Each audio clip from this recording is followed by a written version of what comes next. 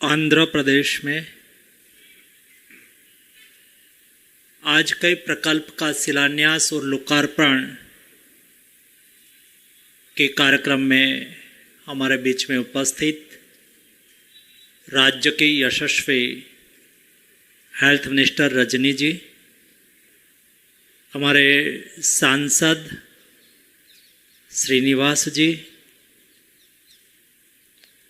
हमारे दूसरी सांसद डॉक्टर सत्यावती जी, मल्लारी विष्णु जी, हमारे मेयर भाग्यलक्ष्मी जी, मंच पर उपस्थित सभी सीनियर अधिकारीगण, उपस्थित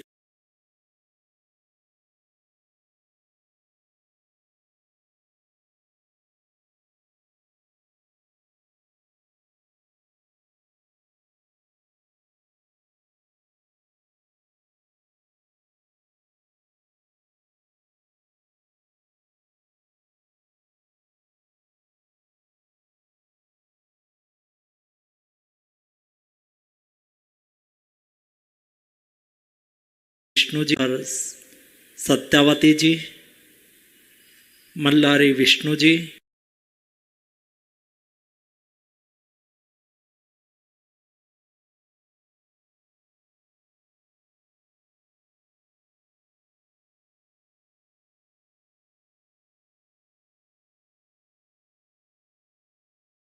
जी, मंच पर उपस्थित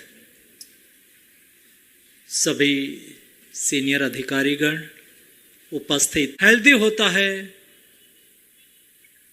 तो देश को समृद्ध राष्ट्र बनने में मदद करता है और इसलिए सेक्टर को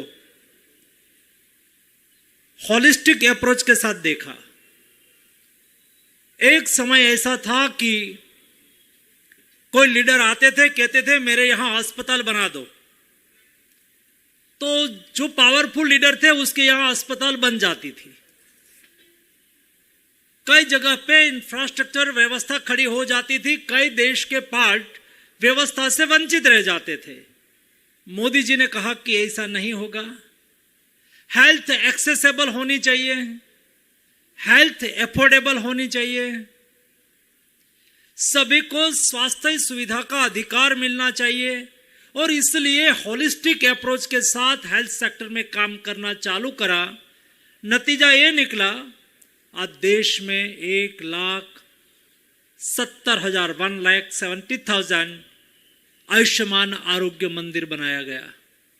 यह आयुष्मान आरोग्य मंदिर यानी कि primary health centre, health and wellness centre, 5 to 6,000 population पर 1 आयुष्मान आरोग्य मंदिर, 10 टाइप ऑफ टेस्टिंग वहां हो सकता है। वहां वेलनेस के लिए प्रयास होता है। वहां कोई पेशेंट जाते हैं, उसका प्राइमरी ब्रेस्ट कैंसर का, सर्वाइकल कैंसर का, ओरल कैंसर का प्राइमरी टेस्ट हो जाता है ताकि पता चल जाता है कि कोई बड़ी बीमारी आगे तो नहीं बढ़ रही है ना। जब कोई भी डिसीज प्राइमरी लेवल पर होता है, उस वक्त जो डिटेक्ट हो जाता है उसका इलाज अच्छी तरह से हो सकता है। सेकंड में मोदी जी ने कहा कि हेल्थ एंड वेलनेस सेंटर बनाना है, डॉक्टर चाहिए, वहां नर्सिस चाहिए। हम केवल अस्पताल बना देते थे और देश में डॉक्टर की कमी थी। दोस्तों, आजादी के बाद 67 इयर्स में 350 मेडिकल कॉलेज थी, केवल 9 साल में दूसरी 350 ऐड कर दी।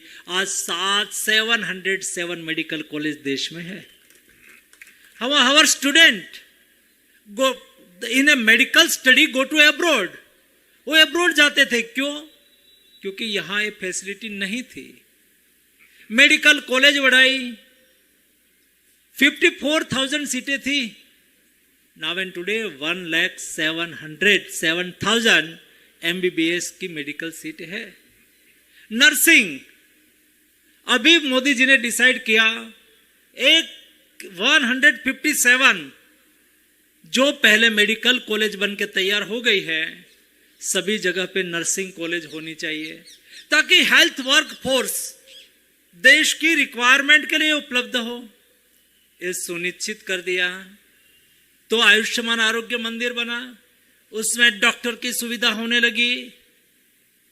उसको स्पेशलिटी हॉस्पिटल के साथ जोड़ने के लिए बहुत समझने की बात है। जो कोई गरीब लोग होते हैं वो प्राइमरी हेल्थ सेंटर पर जाते हैं और वहां से टेली कंसल्टेशन की फैसिलिटी चालू करी। एम्स के साथ उसको जोड़ दिया, डिस्ट्रिक्ट हॉस्पिटल के साथ उसको जोड़ दिया। डिस्ट्रिक्ट हॉस्पिटल, एम्स वो हब बन गए और हमारा आयुष्मान आरोग्य मंदिर वो स्पोक बन गया। दोस्तों, मैं थोड़े दिन पहले दिल्ली से एम्स का एक न्यू कैंसर सेंटर बना है झज्जर, और सब 54 किलोमीटर फार फ्रॉम दिल्ली में वहां जा रहा था इन हरियाणा।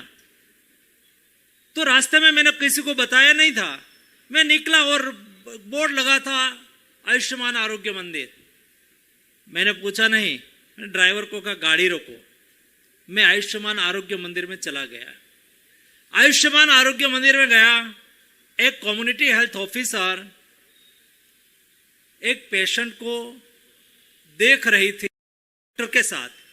वो कंप्यूटर में उसके सामने था। पीजीआई चंडीगढ़ के डॉक्टर और कम्युनिटी हेल्थ ऑफिसर बात कर रहे थे, पेशेंट बगल में बैठे थे।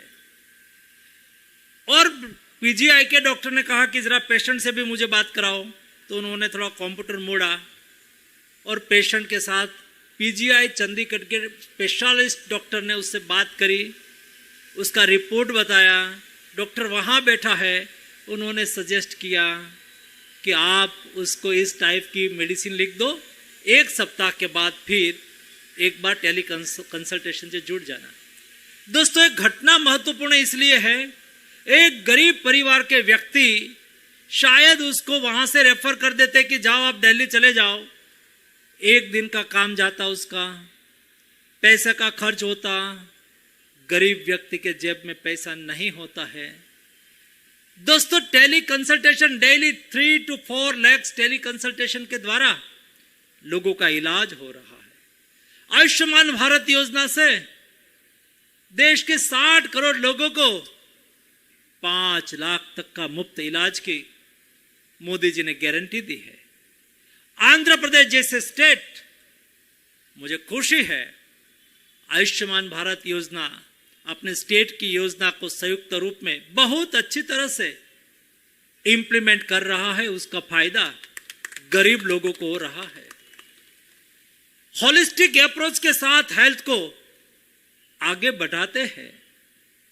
22 स्टेट में एम्स बनाई गई। अभी आपके यहां एम्स डेवलप हो रही है। धीरे धीरे 4-5 साल में ये एम्स इतनी डेवलप होगी, वो सभी डिस्ट्रिक्ट हॉस्पिटल को भी मार्गदर्शन करेगी और टर्शरी केयर के लिए, स्पेशलिटी सुविधा के लिए महत्वपूर्ण भूमिका अदा करेगी। मोदी जी के नेतृत्व में दोस्तों देश बदल रहा है, देश आगे बढ़ रहा है, नया भारत का निर्माण हो रहा है। नया भारत में देश के हर नागरिक स्वस्थ हो, ये प्राथमिकता होती है। और इसलिए जो सरकार हमेशा सीखती है, हम लोग कभी मेंटली सैचुरेशन मोड में नहीं आते हैं। हमने कर दिया और कभी कोई चीज कितना भी कर दो इनफ नहीं होता है। बदलते समय के साथ बदलता रहना की आवश्यकता होती है। कोविड क्राइसिस के दरमियान हमने देखा कि हमने इतना प्रयास करने के बाद और क्या कमी है। तो आउटपुट ये निकला कि अभी इंटीग्रेटेड लैब का इंफ्रास्ट्रक्चर नहीं है। India is a big country, huge diversity, 1.4 billion population. इतने बड़े देश में कहां क्या चल रहा है, कौन सा डिसीज चल रहा है, उसका इंटीग्रेशन होना बहुत आवश्यक है। ब्लॉक लेवल से लेकर डिस्ट्रिक्ट, स्टेट, रीजनल और सेंट्रल लेवल तक एपिडेमियोलॉजी की लैब की श्रृंखला के द्वारा देश को जोड़ने की कोशिश की गई, ताकि कोई लास्ट पैमाने पर, कोई लास्ट लोकेशन पर कोई नया डिसीज दिख गया, जीनोम सीक्वेंसिंग में पता चला, तुरंत ही ऊपर फ्लैग हो जाए कि यहाँ कुछ इस टाइप का वायरस, इस टाइप का डिसीज देख रहा है, ताकि उसका इलाज करा जाए।